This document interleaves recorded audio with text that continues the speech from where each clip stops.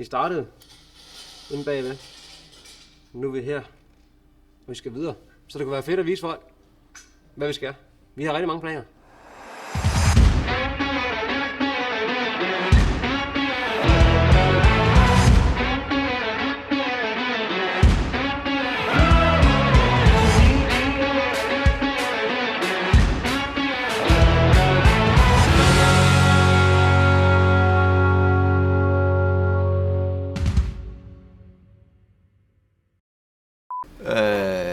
Hvordan fanden skal vi starte der?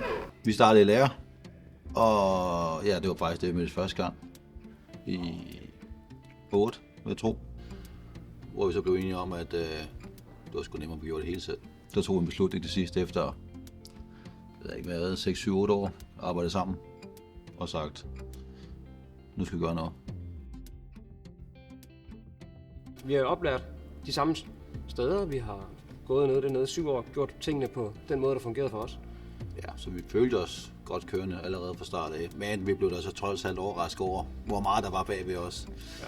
Der var lige lidt mere end først ansædet.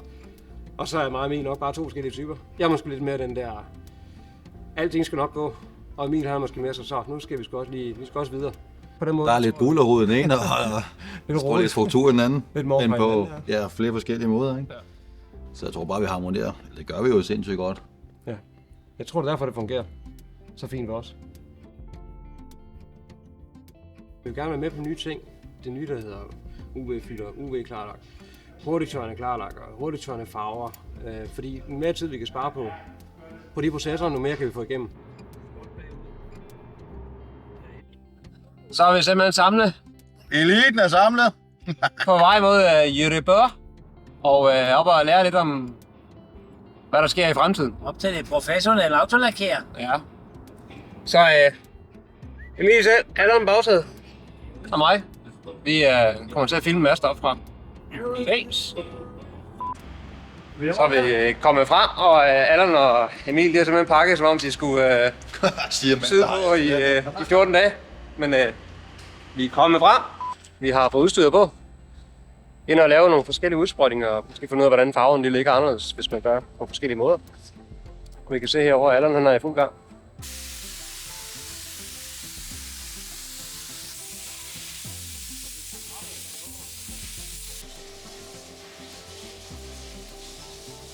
Fadet autolakeret indebærer måske bare, så er der kun biler, vi maler. Men der har virkelig været. Vi malede sky så mange køkkener i starten. Ja. Knaller der gamle knaller der nærmest er trukket op af havnen. Gamle skæve på marken, der skal lige en ny, ikke? Ja. Vi har haft et projekt med Jason Watt. Vi har haft med Joachim Stender. Så kom dagen. Det er lidt spændende, fordi Joachim Stender kommer og henter hans Toyota Land Cruiser. Så nu står den lige hen ved siden af. Hvor vi har lavet både forgårdfanger og baggårdfanger. Vi lurer baggårdfangeren her.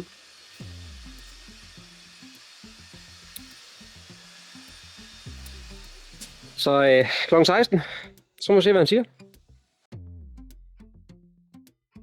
Glasurit har tilbudt os den her mulighed for at få noget fokus på fadet som autolakerer. Og lave en del afsnit omkring, hvad vil det sige, når vi møder ind om morgenen? Hvad skal man, og hvad skal man kunne? Og hvad vil det generelt sige at være autolakeret? Ja. Og prøve at invitere folk ind og se, hvad det er for noget, vi render laver. Det synes vi kunne være. Det synes vi i hvert fald i et projekt her, det kunne være fedt at få noget fokus på.